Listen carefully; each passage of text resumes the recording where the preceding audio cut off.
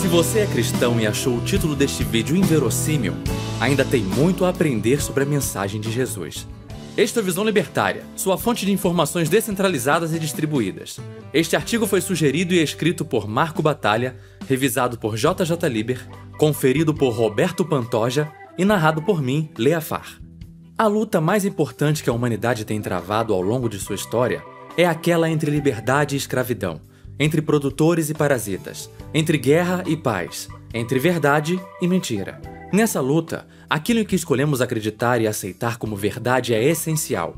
Em última instância, são nossas crenças sobre o mundo que determinam nossas ações. Se acreditarmos em falsos ídolos como os políticos, então continuaremos a cometer os mesmos erros de sempre. Essa luta continuará sendo travada indefinidamente. Para que consigamos vencê-la, os ensinamentos de Jesus são fundamentais. Eles são muito mais radicais do que somos levados a acreditar, pois desafiam o status quo. Se de fato compreendidos, suas consequências seriam dramáticas. Os estados cairiam como peças de um dominó. Todos os estados repousam no consentimento dos governados. Esse consentimento não precisa ser na forma de apoio ativo. Resignação basta. Estados existem porque a maioria das pessoas, de uma forma ou de outra, os consideram inevitáveis. Elas acreditam na mentira de que mesmo que estados sejam um mal, são um mal necessário. Se isso é verdade, toda a mensagem de Jesus é uma falácia. Mas felizmente, isso não é verdade. Há uma alternativa: a liberdade. Procuraremos lhe mostrar nesta série de vídeos que Jesus nos fez um apelo para sermos livres e que a liberdade e a mensagem de Cristo são incompatíveis com o conceito de Estado. Para compreender isso, precisamos voltar no tempo e entender como era o mundo na época em que Jesus Cristo nasceu. Há pouco mais de 2000 anos, o mundo não era tão diferente daquele de hoje. Roma era a nova ordem mundial daquela época. Júlio César havia cruzado o Rubicão algumas décadas antes e Augusto César era ditador por quase 25 anos. Assim como as democracias modernas, Roma havia se tornado um decadente estado de bem-estar social, cujas legiões arrancavam impostos dos cidadãos em troca de supostos benefícios sociais, quer eles quisessem, quer não. Assim como as moedas fiduciárias de hoje são desvalorizadas dia após dia pelos bancos centrais, a moeda romana era depreciada pelo próprio governo, que a diluía com metais sem valor. Tal como hoje, a sociedade romana havia se tornado autoindulgente, apática e obediente à vontade dos ditadores, considerados benfeitores do povo.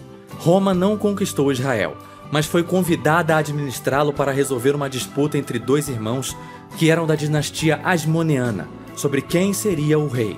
Esse convite foi feito no ano 63 a.C., pelos fariseus, que demandavam a abolição do reinado asmoneano e a restauração do antigo sacerdócio. Roma atendeu o pedido. Os fariseus, então, abriram os portões de Jerusalém aos romanos e os apoiaram ativamente. Roma era a grande força militar daquele período, e ao apelar para ela, Israel caiu no jugo da Pax Romana. Em troca da prevenção de uma iminente guerra civil e da manutenção da paz, Israel teve de obedecer às ordens romanas e pagar impostos cada vez maiores. Com a cumplicidade e o apoio dos fariseus, o controle romano era implacável e se dava com mão de ferro. Sob esse domínio dos romanos e a influência dos fariseus, Israel se tornou um grande estado de bem-estar social. Os judeus esperavam que o governo tomasse conta deles, assim como nos tempos de dominação egípcia e babilônica. Tal como hoje, as pessoas desejavam aquilo que seus vizinhos possuíam e veneravam supostos benfeitores, esperando que estes satisfazessem seus desejos dentro do sistema do Corban. Oferendas voluntárias aos mais necessitados, bem como sacerdotes caridosos, eram coisas do passado. Assim como no Estado democrático de direito que temos hoje, o incentivo era para que as pessoas se tornassem a pior versão delas mesmas. A preferência temporal era alta, o direito à propriedade privada era constantemente violado. O Estado crescia dia após dia.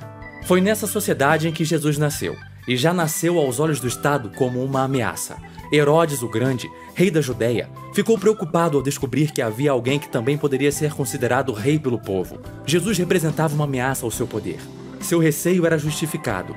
Jesus era uma ameaça não só a Herodes, mas a tudo que Herodes representava: o Estado, com a subjugação do povo que trazia consigo. O reino de Jesus era o oposto de qualquer estado que tenha existido. Para um governante, não havia ameaça maior do que essa. Tão enfurecido ficou Herodes que ordenou o massacre dos inocentes. Não fosse pelo ato intencional de desobediência de José e Maria fugindo para o Egito, a história teria acabado ali. Mas a história não acabou. E algumas décadas depois, ele pôde espalhar sua mensagem. Jesus disse que deveríamos tratar os outros como gostaríamos de ser tratados. Ou, nas palavras dele, abre aspas, assim em tudo, façam aos outros o que vocês querem que eles lhes façam, pois esta é a lei e os profetas. Fecha aspas. Esse princípio é conhecido como a regra áurea.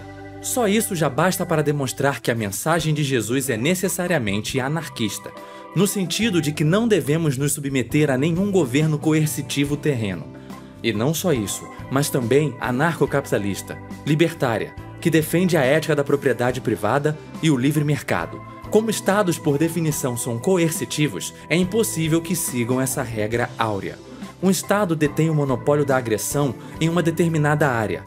Assim, um estado permite que seus agentes agridam os que estão sob seu jugo, mas não permite que estes se defendam das agressões perpetradas por seus agentes. Daí podemos concluir que um estado não tem como seguir a regra áurea. Todos os estados devem necessariamente violar o principal mandamento de Jesus para simplesmente existirem. Enquanto a regra áurea pode ser chamada de um princípio cristão, a regra sobre a qual todos os estados são fundados pode ser apropriadamente chamada de o princípio satânico. Faça aos outros aquilo que não quer que os outros lhes façam. É por essa razão que qualquer um que diga seguir os ensinamentos de Jesus deve necessariamente defender a abolição imediata de todos os estados, onde quer que eles existam. O reinado de Cristo, quando estabelecido na Terra, é fundamentalmente oposto a qualquer governo coercitivo que tenha existido, que exista ou que venha a existir. A ética da propriedade privada é a única que, do ponto de vista lógico, é consistente com a regra áurea, já que ela é válida para qualquer pessoa, em qualquer lugar e a qualquer momento. A crítica que alguns fazem à regra áurea, de que os gostos podem ser diferentes e que, portanto, ela é perigosa em mãos erradas, não faz sentido se entendermos que ela diz respeito à ética da propriedade privada. A prova rigorosa disso é que todos, por definição, se opõem às agressões direcionadas àquilo que consideram como sua propriedade. Se não fosse o caso, então, por definição, tal ação não seria uma agressão, mas sim um ato voluntário. A conclusão inescapável disso é que apenas libertários anarcocapitalistas podem ser coerentes com esse que é o principal mandamento de Cristo. Sendo assim, alguém que siga a regra áurea deve necessariamente respeitar a propriedade privada, incluindo aí o corpo físico dos demais. Não há outra conclusão lógica que não essa. A regra áurea é perfeitamente compatível com o princípio da não agressão, segundo o qual não devemos iniciar ou ameaçar iniciar o uso de violência contra alguém. Logo, se Jesus falou seriamente sobre a regra áurea, e certamente ele o fez, então isso implica necessariamente que ele era um libertário. Quando Jesus diz que esta é a lei e os profetas, ele está dizendo que, em última instância, tudo se resume à regra áurea.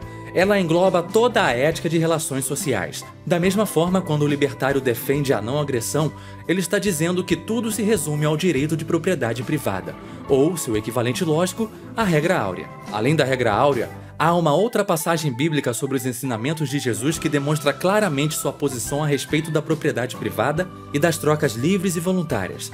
É quando Jesus conta a parábola dos trabalhadores na vinha, ou a parábola do vinhedo, em que compara o reino dos céus a uma plantação de videiras. Nessa parábola, o dono da vinha sai para contratar trabalhadores. Abre aspas. Pois o reino dos céus é semelhante a um proprietário que saiu de madrugada a assalariar trabalhadores para sua vinha. Feito com os trabalhadores o ajuste de 1 denário por dia, mandou-os para sua vinha. Fecha aspas. À medida que o dono encontra desocupados e acorda com eles o trabalho, ele vai os mandando para a plantação. Os que são encontrados primeiro vão para a vinha mais cedo e trabalham por mais tempo. Ao final do dia, o dono da vinha chama os trabalhadores e lhes paga o salário acordado, começando pelos últimos e terminando pelos primeiros. Todos recebem 1 denário, tanto os que chegaram depois quanto os que chegaram primeiro.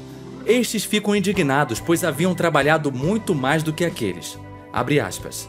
Eles trabalharam somente 1 hora e os igualaste a nós, que suportamos o peso do dia e o calor extremo. Ao que o proprietário responde: Meu amigo, não te faço injustiça. Não ajustaste comigo 1 denário? Toma o que é teu e vai-te embora, pois quero dar a este último tanto quanto a ti. Não me é lícito fazer o que me apraz do que é meu? Acaso o teu olho é mau, porque eu sou bom? Assim os últimos serão os primeiros, e os primeiros serão os últimos, porque muitos são chamados, mas poucos escolhidos. Fecha aspas. É impressionante como muitos esquerdistas tentam emplacar a narrativa de que Jesus era socialista. Qualquer um minimamente familiar com a mentalidade esquerdista sabe que a resposta socialista típica perante um caso como esse seria acusar o dono da vinha de exploração e defender que ele fosse punido exemplarmente.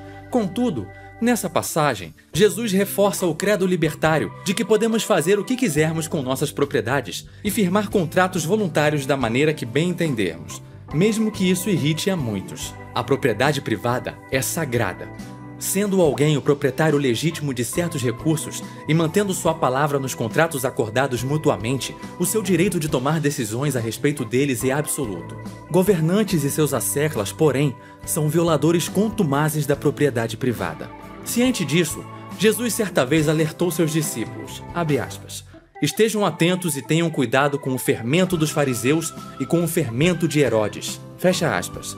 Jesus estava se referindo aí a Herodes Antipas, um dos 3 filhos sobreviventes de Herodes o Grande, o tetrarca da Galileia.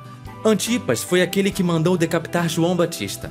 Mais tarde, ele ridicularizaria Jesus antes que ele fosse finalmente condenado à morte pelo governo romano como um criminoso comum.